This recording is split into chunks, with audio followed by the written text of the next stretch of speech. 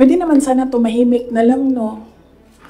O bakit sabihin, kailangan mo pa sabihin na, nabudol niya ako.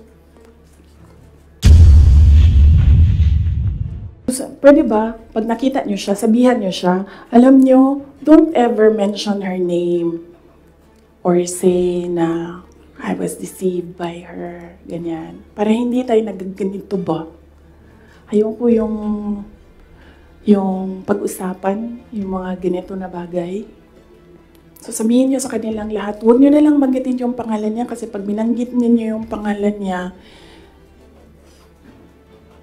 lalabas yung Drag Me to Hell press con.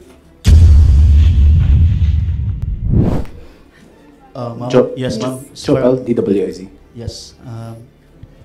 Ma'am, good morning. Ayong buntag, ma'am. So, tanaw ni mo, ma'am, sa tingin mo, ma'am, dapat tumakbo na lang po kayong presidente? Hindi din. Kung papabalikin ako, tatakbo kang Vice President. Lagay ko dyan. Drag me to hell. Ma'am Marlene po, from Radyo sa Estranta. Here po, ma'am. Yes, ma'am. Ma'am, having said na hindi mo kasalanan na hindi marunong maging presidente, yung nakaupo ngayon, ibig sabihin ba hindi po kayo kontento sa trabaho po ni Pangulo? Kaya nga umalis ako, di ba, sa administration. Hindi ko na gusto yung mga naririnig ko dun. Hindi ko na gusto yung mga nakikita ko dun. Kayo, kung gusto niyo ng pera, natatakot kayo, kayo lang. Huwag niyo na ako isali. The reason why, noong 2016, ito, sidebar na lang ito, hindi ito kasali, lalo tayong tatagal nito. Huwag na yan. Sige. Ay hindi. Hindi ko na gusto. Kung presidente niyo siya, okay lang. Ako, hanggang vice president lang ako. Hanggang number 2 lang itong bansa na ito. Wala itong number 1 para sa akin. Yes? Bea, Ma'am Borajo. Yes po. Hi ma'am, kanina po kasi sinabi nyo na, ma'am here. Yes.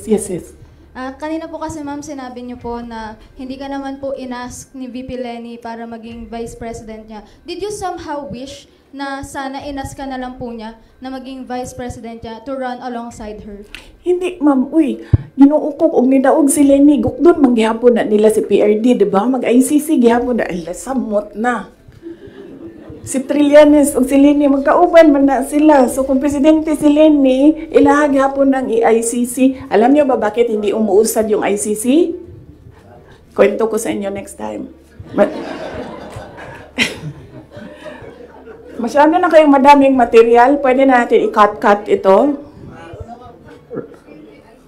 Rad Mendoza. Ma'am, sorry po ma'am.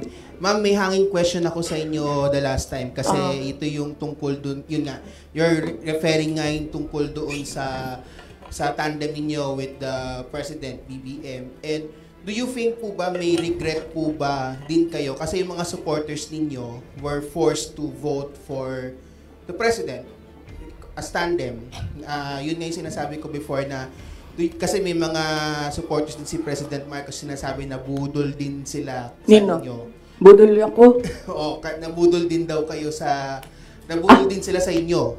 Parang gano'n sinasabi ng mga loyalista ni BBM na bumoto sa inyo as tandem. So, pwede na po ba masagot yun, ma'am, kung sa tingin niyo po ba bumaba yung pagbaba ng inyong suporta sa mga loyalista ni BBM ay parang enough po ba sa iyo na or does it matter po ba na bumaba yung suporta ng mga loyalista ni BBM sa inyo? Hindi ko alam kung ano yung nire-refer nila na nabudol ko sila. Hiningi nila sa akin yung kampanya ko, binigay ko sa kanila, nanalo sila. So, saan doon ang budol? Nung tumulong ako sa administration, ang DepEd was what? Top 3? The morale of the teachers were so high na they were happy maghirap na magturo, rain or shine, doon sa mga classrooms. So,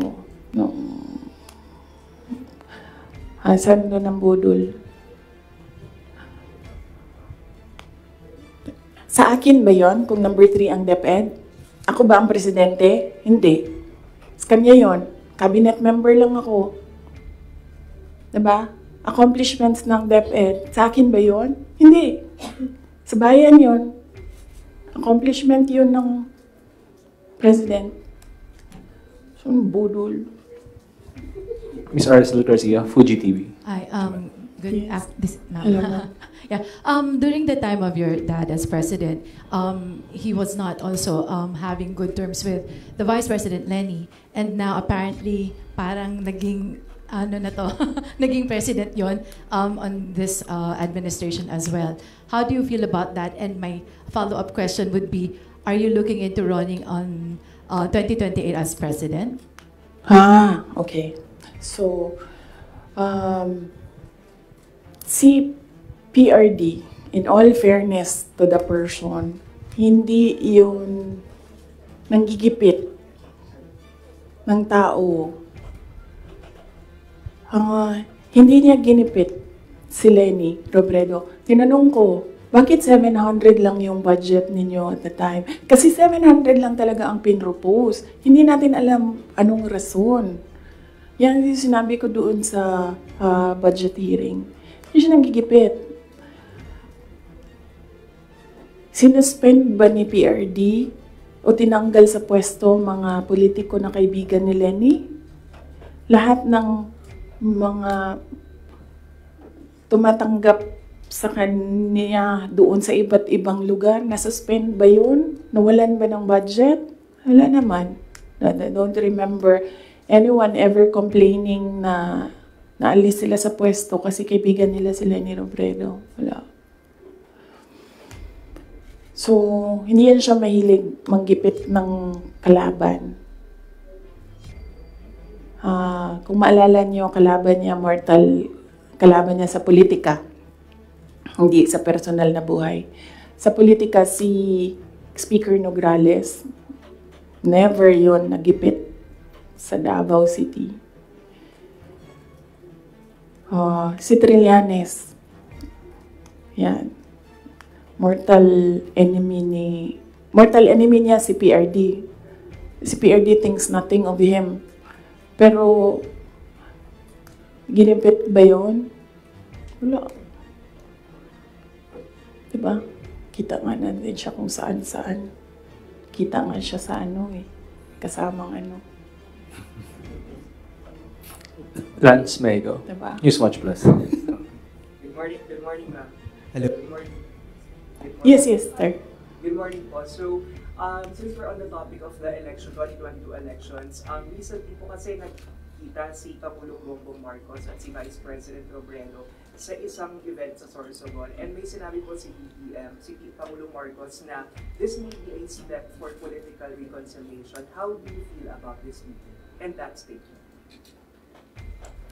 Wait lang ha. And the 2028 question, ma'am. Oo. Sa sunod na lang yan, ma'am. Ano ba yung sinabi ko na date? Kailan nga ba yun? Fourth quarter of 2026. Fourth quarter of 2026. So, kung mag-advise ako kay Lenny,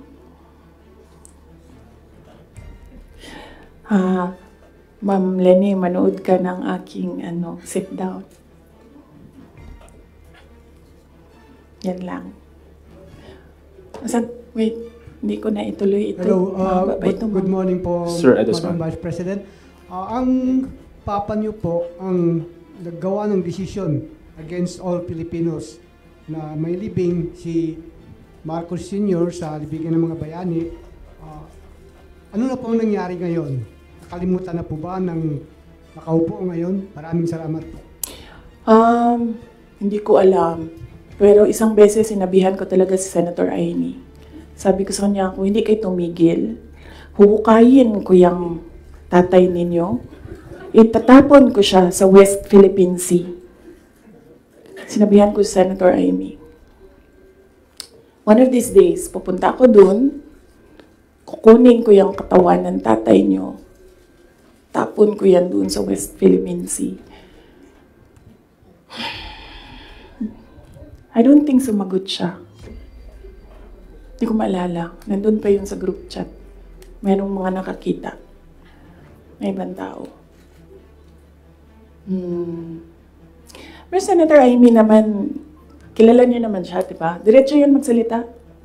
Hindi din yan, hindi siya, she's I believe, a sincere person.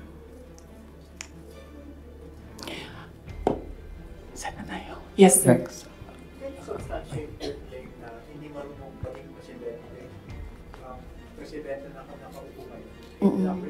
You mentioned na hindi mo na gusto yung mga nakikita at naririnig when you were there. And second question mo, genuinely curious because you had a long narration of what transpired from 2021 until 2022. And there was a lot of negotiating, and there was a lot of political discussions on who to run, who will step down. But I'm genuinely curious, ma'am, where's the public in all of these discussions?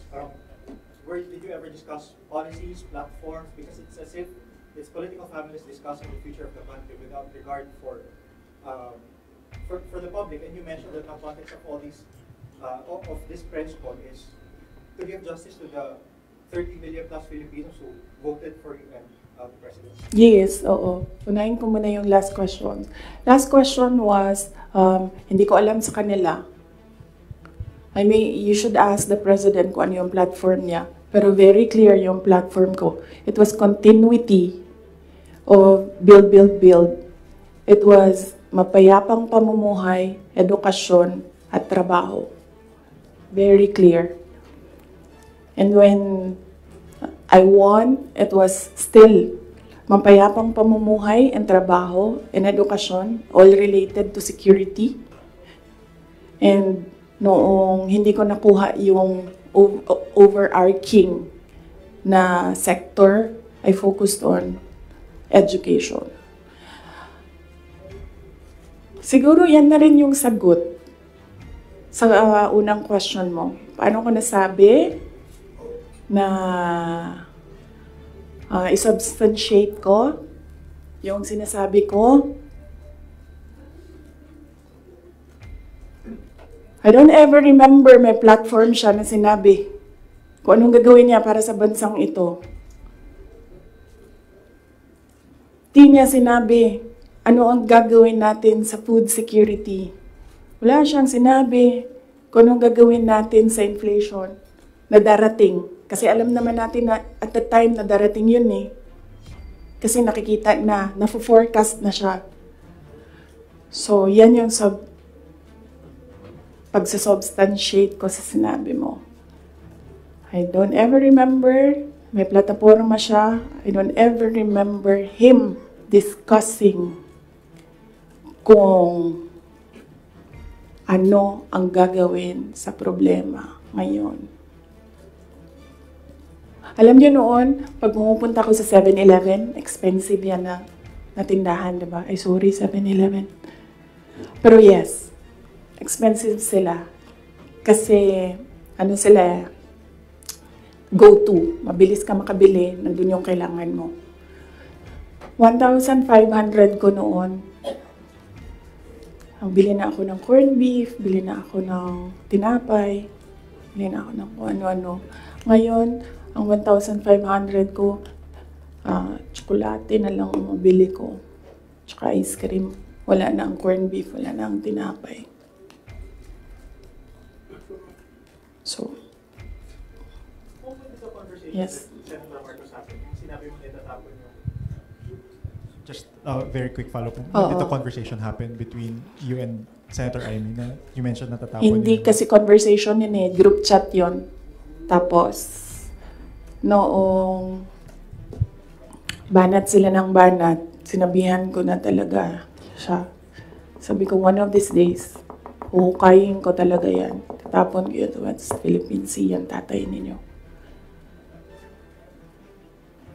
Okay, so, pwede tumuloy na muna tayo, ha? Kasi gutom na ako. Ma'am Fat... Oh. Ma'am, Kelly Cordero po from Babo Radio. Ma'am, since sinabi niyo po na hindi niyo nagugustuhan po yung pamamalakad ngayon ni PBBM, kung irarank niyo po in a scale of 1 to 10, 10 is the highest, ilan po ang rate niyo sa performance po ni PBBM? Nasabi ko kanina, 10 is the highest, 1 lang ang rating niya. Sabi ko na kanina, di ba, kung kayo gusto niyo, wala man akong problema.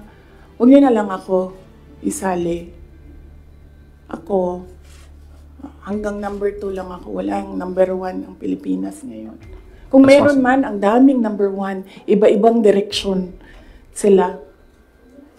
What's follow-up? Ma'am, follow-up lang po. Since you mentioned na President Ferdinand Marcos, you don't remember at all him discussing with you kung ano yung platform niya when he run for the presidency. Pero kayo po ba, did you insist na parang sa part ninyo, this is what you want for the country? As he's running? Oo. Sa kanya or sa tao? Sa kanya po. Nung nagdi-discuss kayo na dapat po may plataforma tayo. Kasi naman, di ba, ang expectation mo, pag tumakbo yung tao, meron siyang sinasabi na gagawin niya. And, pasensya na. Pero nung nakaupo ako doon at the time, hindi ako nakikinig sa kanya. Ang naririnig ko lang, sama-sama tayong babangon muli. Apparently, yun lang yung naririnig ko. And when you say, sama-sama tayong babangon muli, you will do something to make this country the best that it can be. Kasi sama-sama tayong babangon muli, di ba? So, ibig sabihin, walang maiiwan. But apparently, madami ang naiiwan ngayon. Yun lang naririnig ko. Yun. Ang mali ko ata is nag-assume ako na when you say, sama-sama tayong babagon muli, gagawa ka ng mga bagay para sa bayan at para sa taong bayan. Nag-assume ako na ang gagawin niya ay mas maganda pa, mas maayos pa, mas magaling pa sa lahat ng dumaan na presidente. Sir, ako din kaganyan sa'yo. Tapusin na natin ito. Otherwise, hindi tayo matapos ngayon. Babalik tayo bukas, Sabado. Ma'am, ikaw lang yun at ako, ma'am. Sila, they want a weekend, ma'am.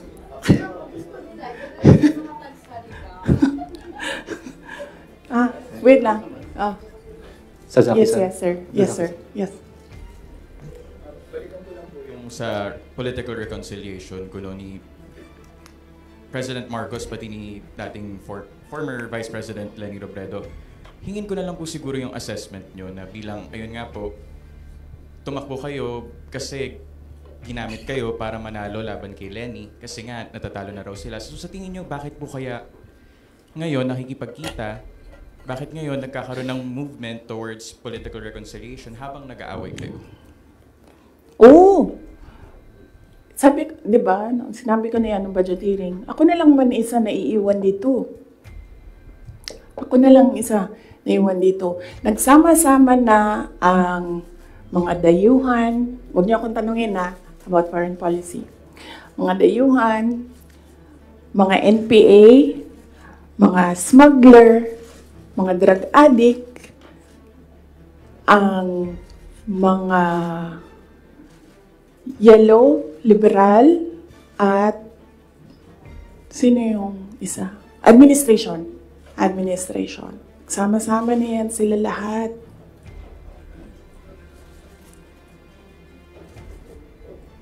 Ako lang na naiwan dito sa... Kaya nga, ito lang ang lamesa natin, Kasi ako lang mag-isa na. For what? I think,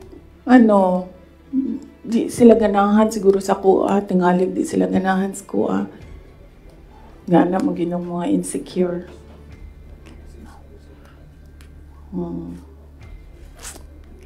So, ang tagline ng OVP is para sa Diyos, bayan, at bawat pamilyang Pilipino. Hindi na po ngayon.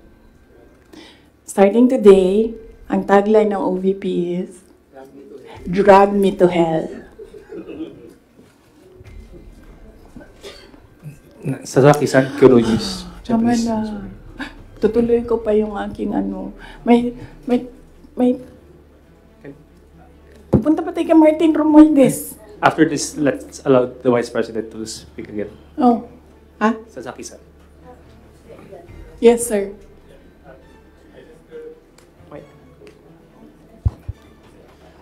I just wish to have a question. If you didn't participate, if you didn't join UNITEAM as a vice president 2 years ago in the election, do you think BBM could not elected? And do you think that was better result for people of the Philippines? And also, do you feel your contribution was underestimated or ignored by the administration? Contribution to the campaign, to the election. Okay. If I did not run, would he have won? I do not know. I've not seen his numbers without my number, but I'm sure their side has seen his numbers against Leni Robredo with and without Sara Duterte. So, I've not seen it. I wouldn't. Maybe I think they know that they will not win because that was what Senator Aimee said. We cannot win against Leni Robredo without Visayas and Mindanao. Yes. The other one is, the other question is, do you think if you didn't agree to be in the UNITEAM, maybe BBM would not be elected? Is that better result for the people of Philippines now, do you think? If I wouldn't know as well. I wouldn't know if we would be in a better place if Leni Robredo is president. Something that is speculative. So I cannot answer the question if we would be in a better place if we had another president, not BBM. And also, do you think your contribution, electoral contribution, was underestimated or ignored by the current president? Yes, I believe so, because we are here today because he said he was deceived. So yes, I believe yes. And they've been saying that in their communications, that in fact, ayaw ko i-mention ang pangalan niya. So I'll just mention his initials, LG. Yan ang sinasabi niya. She did not bring anything to the table. When in fact, I am here sitting down today to tell everyone they needed me. I don't need them. So, sabi ko kanina sidebar, hahaba yung yung 2016, balik tayo 2016. Kanina, 2021 lang tayo ngayon. Balik tayo 2016.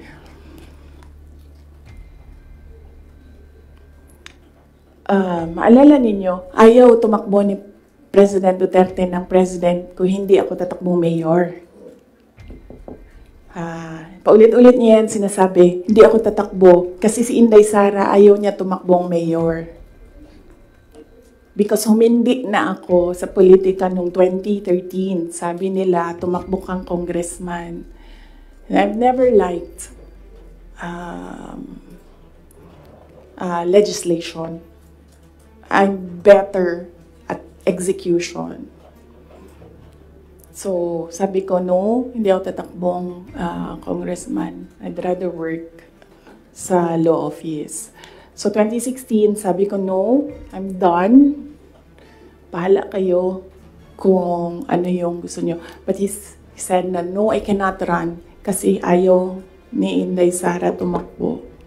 Ayaw ni Inday Sara tumakbo ng mayor. And then, pinilit ako ni BG, said some things, pinatawad ko na siya ngayon. He said some things doon sa akin that I said, okay, sige. Kung yan ang gusto ni PRD,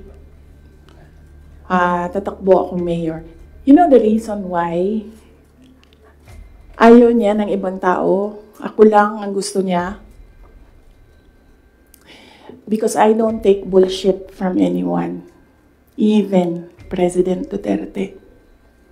That is the reason why. So, I will not take their bullshit. Bullshit sila. Sila ang bullshit. Bullshit, bullshit, bullshit. May I request the parents to give context doon sa sinasabi ng Vice President. Alam ko, nakikita, naririnig ng mga bata, pero bigyan nyo na lang ng konteksto na sometimes people curse.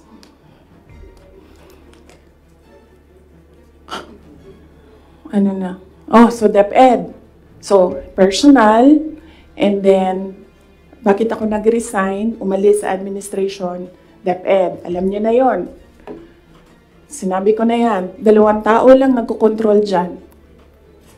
Ulitin ko lang mabilis. Si Zaldico, Martin Romualdez. Kita natin yan.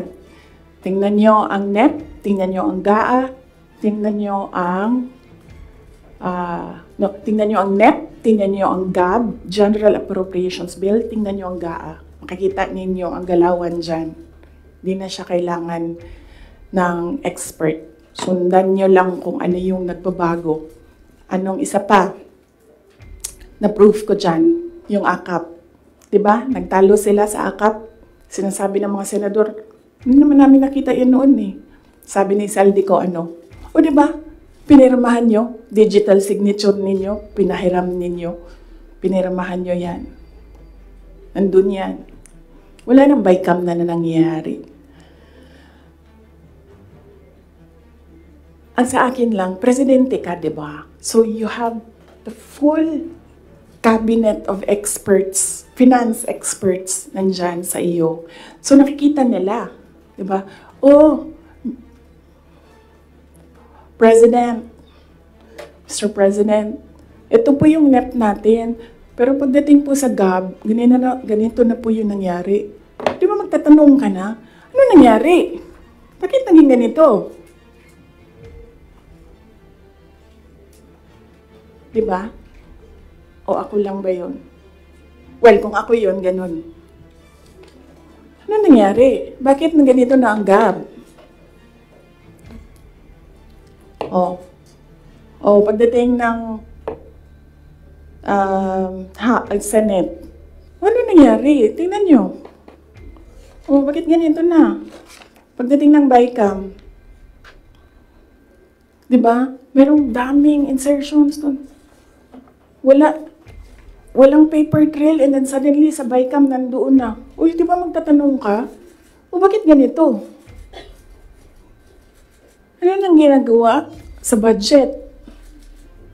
Well, hindi ko nakita yun Hindi ko lang alam kung alam niya. But there is an expectation that alam mo kasi ikaw ang nag-submit ng NEP and nakita mo kung anong lumabas sa GAA. So there is an expectation na alam mo kung anong nangyayari sa budget. So, merong president na, okay, ito yung NEP. Then, after a few months, okay, ito yung GAA. Yung wondering kung alam niya kung ano nasa page 2.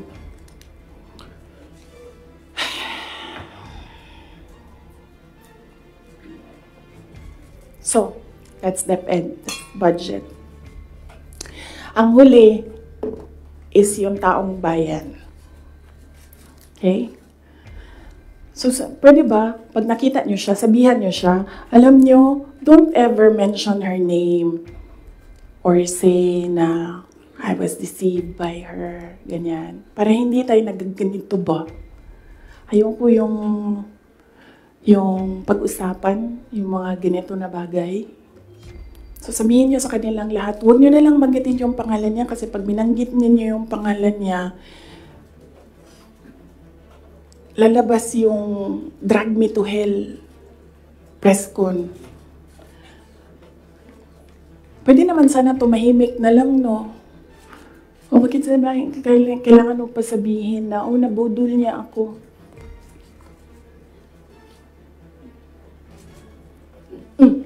So, taong bayan.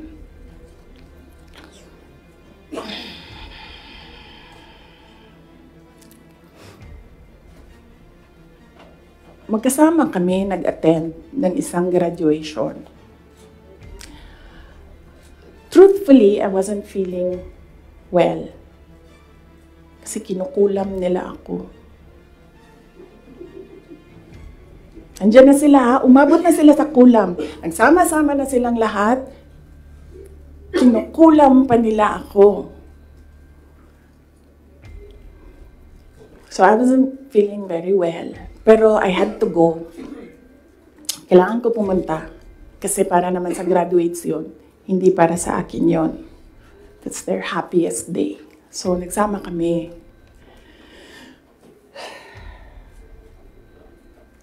Nagsama kami. Katayo kami doon. And merong isang graduate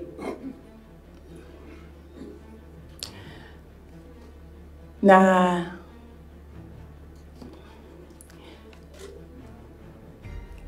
alam nyo, para sa akin, there was some sort of inappropriateness sa ginawa ng bata. Pero bata ito eh. So ikaw din, meron ka din dapat sana sigurong pag-intindi kung saan nanggagaling yung bata. And ang reaction mo, ang response mo, should be so that the child will learn a lesson. So meron isang graduate. Sabi nung graduate, Mr. President, can I have your watch as a graduation gift?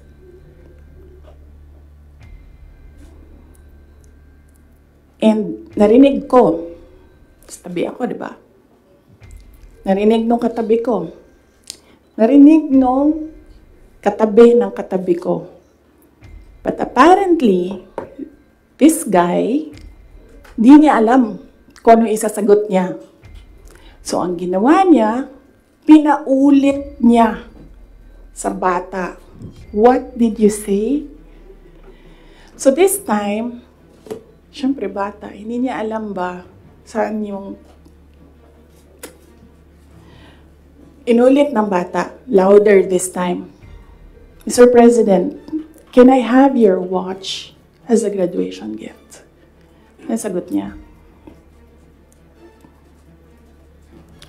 Why? Why will I give you my watch? At that point, may sakit na ako. I wasn't feeling very well. Nandun lang ako, nakakatayo ako doon kasi may gamot ako. Gusto ko tanggalin yung ulo niya ba?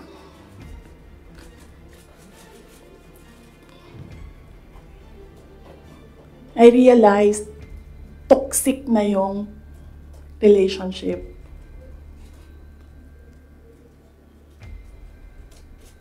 And it did not help na itong dalawang katabi ko, tumawa pa. Pinagtawanan pa nila yung bata. And I saw the humiliation sa face ng bata. I wanted to help him.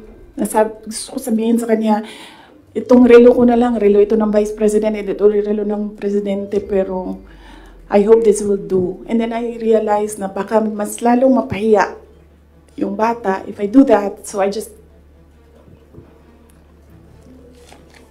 imagined myself cutting his head.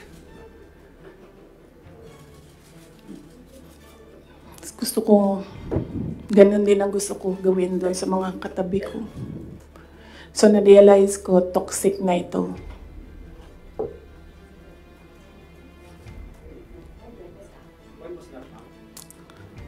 One of the graduation, hanapin niyo yung footage, makikita niyo doon yung mukha ko. Tsaka mukha niya. I-lip read niyo yung sinasabi niya. Why? Hanapin niyo yung footage, ma'am. Magtrabaho kayo konti, mag-research kayo.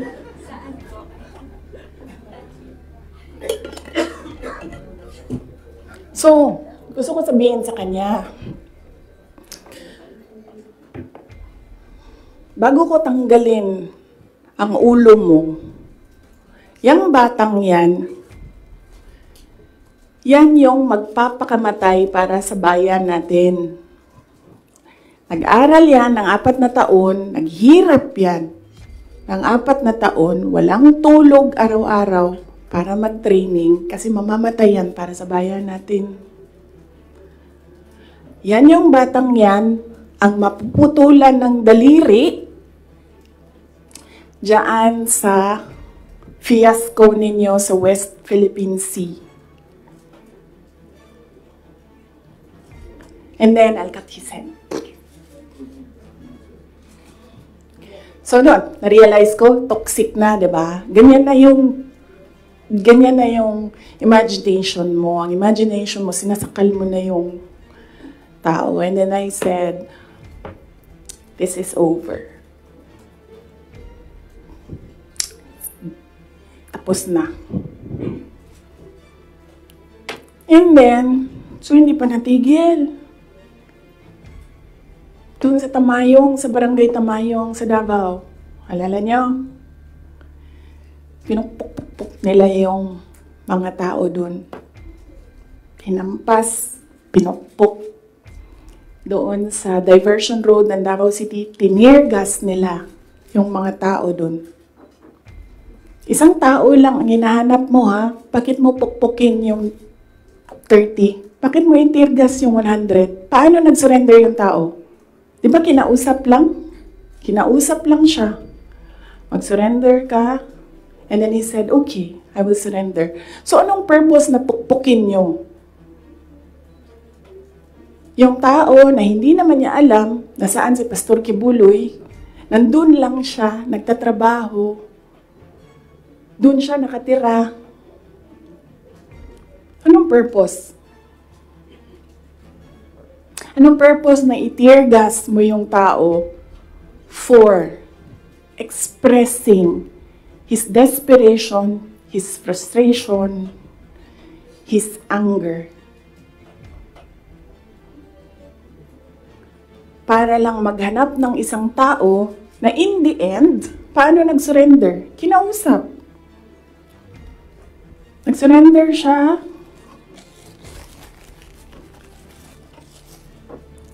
Kinausap siya. Walang napukpok, walang natirgas, walang nasaktan. And then, kailangan nyo talaga ganunin ang mga tao. And then I said, it's all over. So, umupo ako with the table ko sa DepEd at the time. And then sabi ko, sarili ko, okay, let's go to hell.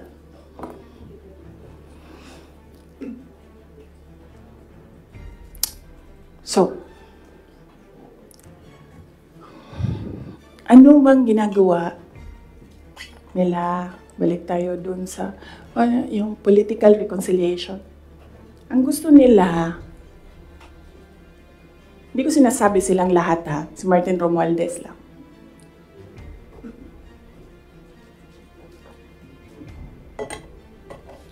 Ang gusto ni Martin Romualdez, mag-president. Nakita ko yan.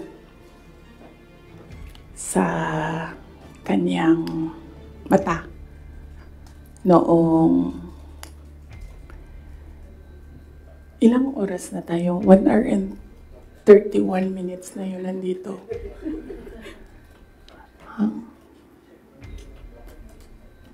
I-cut na lang natin. Tapos next week yung Martin. Pwede, madami na kayong material, di ba? Okay na yun? Oh. Sige. Ang questions natin doon lang sa 1, 2, 3 ha. Sa personal, sa budget, sa DepEd, and kung the way he treats. Alam nyo, may red flag na yan noon eh. Nung kampanya, may red flag na yan. But unfortunately,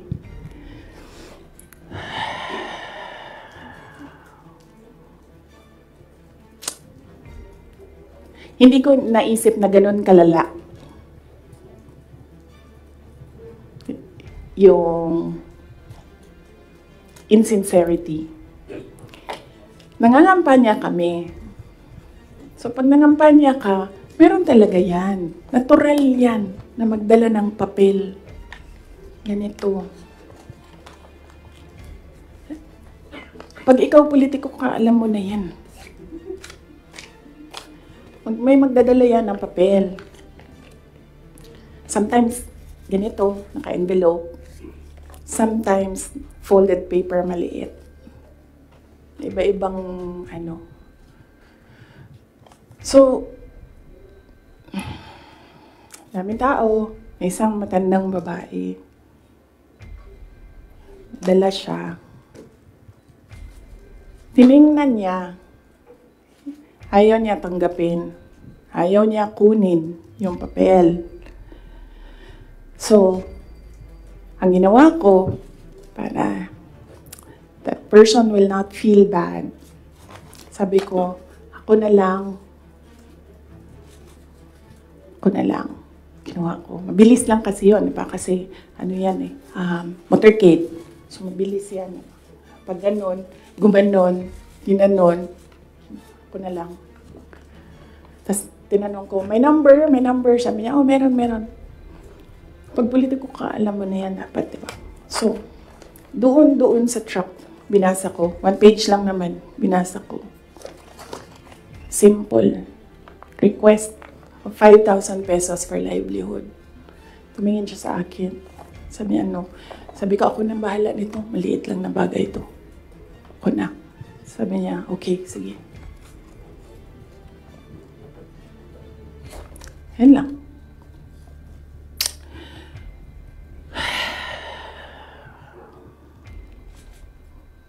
Alam mo yun? Maliit na bagay yan ba? Kunin mo. Basahin mo. May number dyan. Tawagan mo. And then you say, okay. Ano ang mga documents na kailangan namin? Okay, bigay mo. And then, okay. Complete documents. Ayan. Tapos, alam mo, for some people, wala lang yung 5,000. But for other people, 5,000 is everything. Alam mo, merong governor ngayon, hanapin niyo siya. Hindi siya nag-BBM. Kasi, at first, ayaw niya sabihin. Kaya ayaw ko sabihin yung pangalan niya ha, kasi ayaw niya talaga ikwento. Pinilit-pilit namin siya, bakit ayaw mo mag-BBM? Bakit ayaw mo mag-BBM? Ayaw ko sabihin kung sino yung kasama ko, pero may kasama ako. And then, bakit ayaw mo mag-BBM? Sabi nung kasama ko, kausapin natin ito, iupo natin tong governor na ito. Sabi ko, okay, sige. Sabi ko, bakit ayaw mo mag-BBM? Sabihin mo sa akin. Bakit ayaw mo? Ganon din ang kwento ng governor. May ibang version lang, konti. Hindi straightforward na ganon. Ang kwento ng governor, siya nakita ko with my own 2 eyes kasi ako yung nag-i-escort sa kanya. And for that reason, hindi ako mag-BBM. okay na. Sabi ko sa kanya, okay, di na magsara ka na lang. Sabi niya, sige, ikaw walang problema.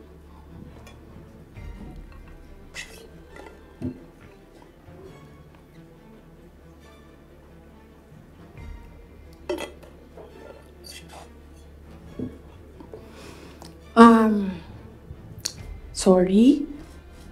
Nag-sorry ako sa mga members ng Kingdom of Jesus Christ. Kasi I asked them to support President Marcos during the elections. And individually, kapag merong lumalapit, nagsasabi na, we are in this shit hole because of you. And sinasabi ko din, I'm sorry. I'm sorry, but sabi ko sa kanya, kung bigyan ako ng Diyos ng pagkakataon, yan lagi yung sagot ko. Kung bigyan ako ng Diyos ng pagkakataon, bawiin ko lahat yan. Hindi ko bawiin yung nangyari, babawiin ko yung dapat para sa bayan. Alam nyo, next week na lang yung kay Martin. Pero si Martin talaga is an embarrassment for the Philippines in the global stage. Kakahiya. Next week na lang, or next week after Undas. After Undas, pag-start ng house. No? Pwede. Pagbalik ng house. Kasi I think nakabakasyon pa sila lahat.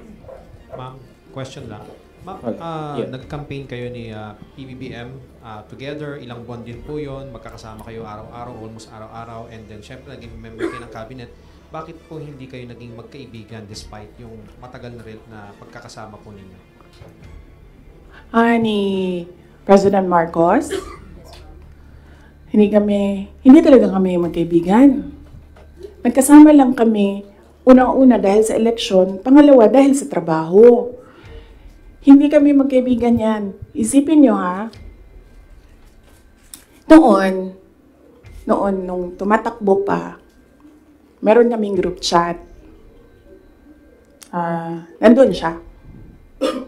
So yun lang yung some sort of communication namin dun sa loob ng group chat na yun. And hindi siya medyo nagsasalita dun, bihira. After nun, nawala na siya dun sa group chat. And then after that, wala akong number niya. I'm sure may number siya sa akin. Kasi syempre nandyan yan sa mga staff mo, sa aide mo, diba? Yung number ng Vice President. Pero wala kaming some sort of communication. Nothing at all. Except nung magkasama kami para mangampanya. Yan lang. Sa labas niyan, wala na.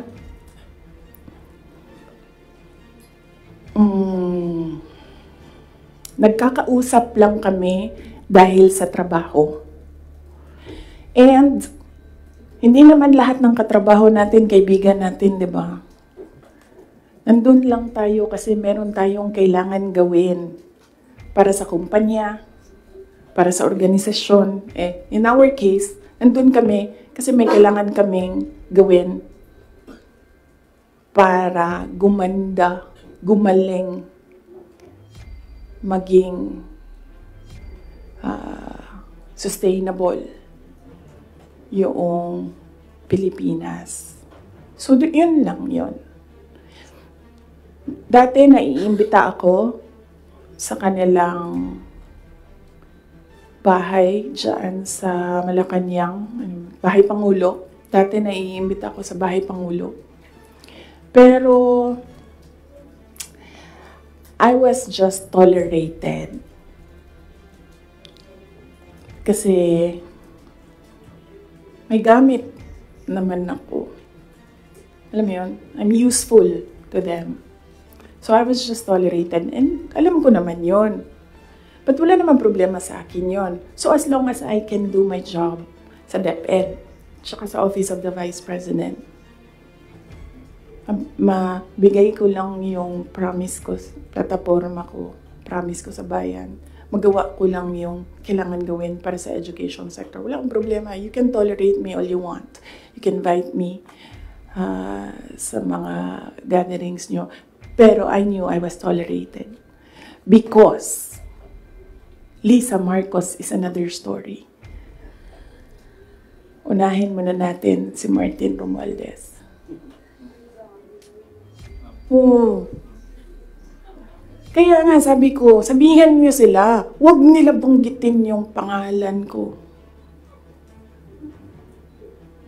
Yes. Is Lisa Marcos part of dun sa sinasabi niyong triangle kanina? Yes. Oo. Oh, anong purpose ni Inday Sara? Ang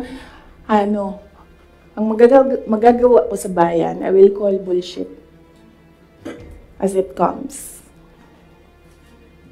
Yan ang magagawa ko para sa inyo. Kung bullshit siya, sasabihin ko sa inyo, bullshit talaga yan. And, yes, as I said, huwag kayo mag-alala sa akin. Hindi ko kailangan ng pera. Kaya hindi ako madadala sa pera. Kasi, ang pinakagusto ko sa buhay ko, hindi siya nabibili ng pera. So kahit man meron akong 500 billion sa likod ko, hindi pa rin mabibili yung gusto ko. So hindi ko siya kailangan. And hindi ako takot. That's why I said, you can drag me to hell all you want. Wala kang problema sa akin yan. Si Martin ba? Bakit hindi po mabibili ng pera? Sinabi niyo po hindi mabibili ng pera yung gusto niyo. Ano po yung gusto niyo? Ayaw ko sabihin. Masyado ng personal yan, ma'am. Masakit na nga sa akin na kailangan ko magsalita kwento. Masakit na nga para sa akin na ikwento ko from 2016 to 2021. Anong nangyari sa mga group chat na yan. Yung mga papel na yan, masakit siya. I don't like talking about my life. Gusto niyo pag-usapan ng pagbabago campaign, tree planting namin? Ayaw niyo. I understand po ma'am, yung 2022 to 2023, I mean, kasama kayo lagi ni Speaker Martin Romualdez sa mga events ni BBM. So, yes. Why? Parang bakit, tapos yun na, before yung nangyari yung resignation sa lakas, after na resignation sa lakas, nakita pa kayo ni BBM na kanudling daw or holding hands kayo ni Martin during one of his foreign trips. So, why biglang nasuklang kayo bigla kay Speaker?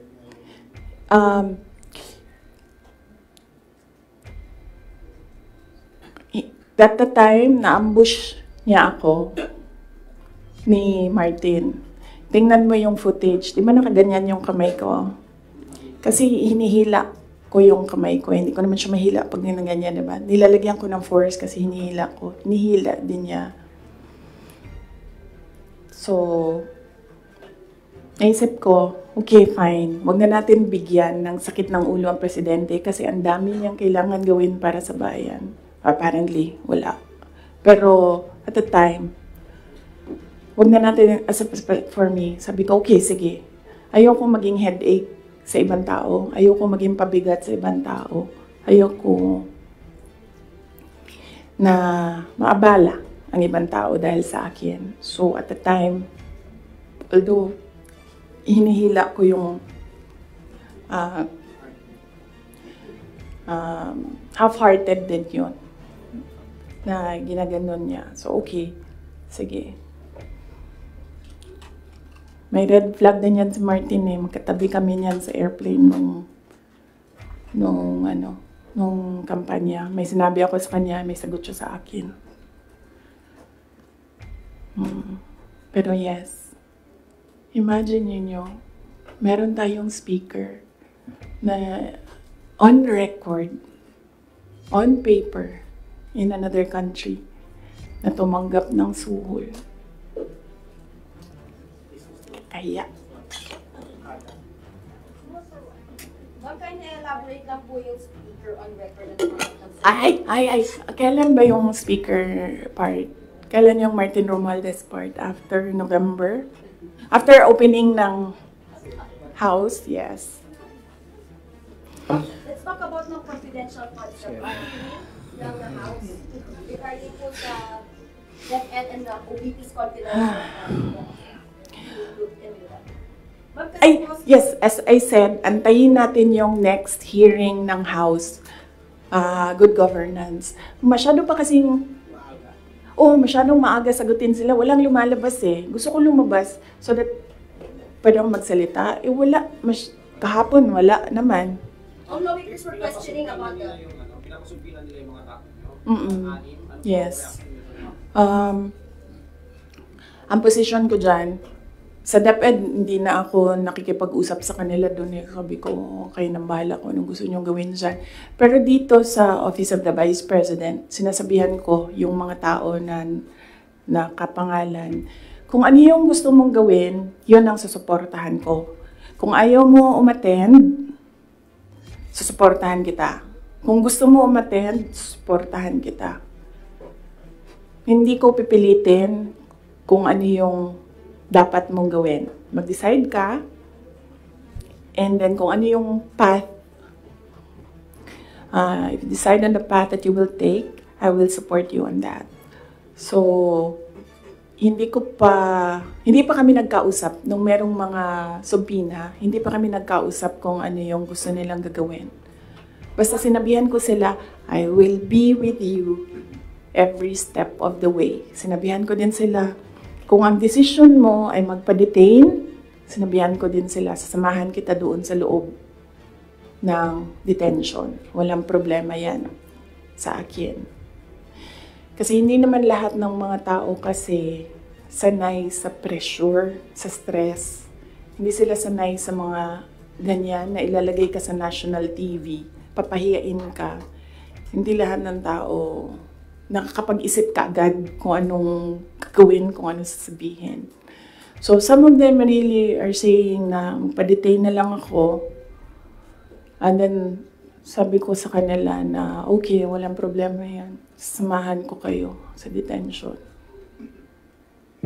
Sorry, on the issue of budget naman, since parang final na sa House part ng 733 million, what would that mean for the OVP satellite offices? Would that mean like a total shutdown of 10 OVP satellite offices? Inaantay namin yung GAA.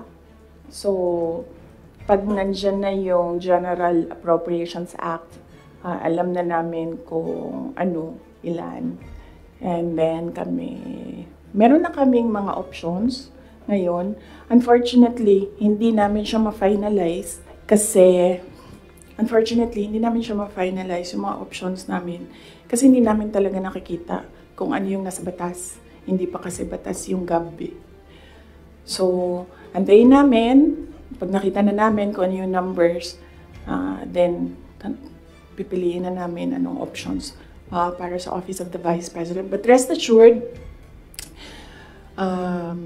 patuloy yung trabaho ng Office of the Vice President para sa bayan. Kung ano man yung kaya namin base sa kung ano yung budget, ibibigay namin yan sa taong bayan. Kindly explain lang po. Last question, please. Sa Good Government Committee hearing, lawmakers were questioning po about the 16 million pesos po na inasta ng OVP, pati po ng confidential funds ng 2022 po, na nagasta 11 days para daw po sa rental ng safe houses. One lawmaker even asked po na yung 5 million naman po na nagastos ng 2023 sa third quarter po ng OVP confidential funds, nagastos lang po sa loob lamang, sa loob ng 79 days. So parang nakakapagtaka rin daw po sila na bakit yung 16 million pesos nagastos po sa loob lamang ng 11 days. So, can you give us an explanation po kung paano po ba nagasta nga raw po ito ng parte po ng confidential funds po? Okay, sige. Last question na yan. Last question na yan. Last question. Okay. Unang-una, nag-explain kami lagi sa Commission on Audit kung paano ginastos yan. Lahat ng hiningi ng Commission on Audit, binigay namin. Meron kaming mga hindi nabigay, sinabihan kami ng Commission on Audit, kailangan namin yan. So, we fully cooperated and participated and submitted to the Commission on Audit with regard to the confidential funds. Alam niyo, hindi nakakapagtataka sa gobyerno ng gumastos ng millions araw-araw. Kami doon sa DepEd noon, pumipirma kami billions in one day para maglabas ng pera. So, hindi nakakapagtataka ang 5 million, 10 million in a day. Pirma lang yan. Tapos lalabas na yung pera, ibabayad na yan kung saan yan ibabayad. And then, babalik na yung documents para sa ganyan. Ganun talaga ang gobyerno. Gumagastos siya everyday para sa mga projects niya. And sometimes, it's not millions, billions ang pinipirmahan ng mga opisina ng gobyerno para sa projects. Okay? Yes. Maraming salamat. Sabi mo po mas mahal parang po yung ginasta sa safe houses po na yun. Parang luxury hotels sa mga mamahaling condo po sa Metro Manila. Kasi ang ginagawa nila, nag-audit na sila. Kaya ako hindi sumasagot doon sa kanila kasi ang ginagawa nila, sila na yung nag-audit. Hindi naman yan tinanong ng Commission on Audit. Ang hiningi lang ng Commission on Audit, ano yung documents para sa mga expenditures. So, sinubmit namin yon. And in fact, nakikita nila yun kasi sinubina nila lahat ng documents. The thing with the hearing is kung makikita mo, kahapon, hindi ko napanood, kaya hindi ako mag-comment, pero nakita ko sa transcript na kahit anong sabihin ng tao na nakaupo doon, ng resource person, kukontrahin siya noong nagtatanong. Walang tamang sagot sila tatanggapin. Kahit yung COA na mismo ang nagsabi kung ano yung trabaho niya, hindi nila tinatanggap na sagot. Kasi bakit ba? Kasi nga, sa simula, sinabi ko, gusto nila mag-impeachment. Hindi nila magawa kasi wala silang kaso for impeachment. So, ang ginagawa nila dyan, nagfi-fishing sila na nagfi-fishing, gahanap sila ng hanap. Alam nyo, before ako umupo, alam ko, impeachable officer ako. So, binasa ko yan. Ano ang impeachment? What are impeachable offenses? Ano ang pwedeng gawin mo na ma-impeach ka? Binasa ko yan lahat. Si BBM, sabihin ko sa inyo, may listahan ako ng 5 bagay na impeachable offense niya. Pero sa tingin niyo, papasa dyan sa House? Of course, hindi. Diba?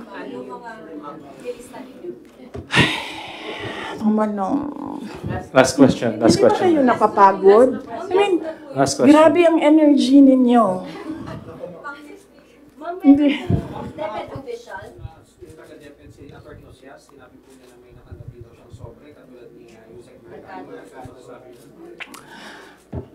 Yung envelope na yan, kaya ako sinasabi kanina, antayin natin yung next hearing. Kasi hindi pa siya enough eh. Ang gusto nila kasing palabasin sa mga tao, yung envelope na yan, galing sa, yung pera na yan, galing sa confidential funds. Yan yung gusto nilang i-portray sa public. Para yung perception ng tao, ay, hindi talaga ginamit para sa ano.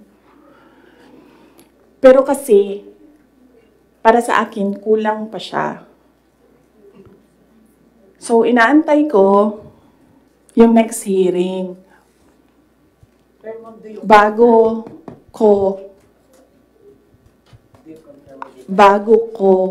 pag-usapan yung envelope na yan kasi kasama yan dun sa triangle. So, hindi pa po siya? Yes! No!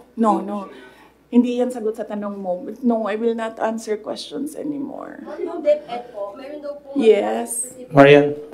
Thank you. Thank you. Thank you.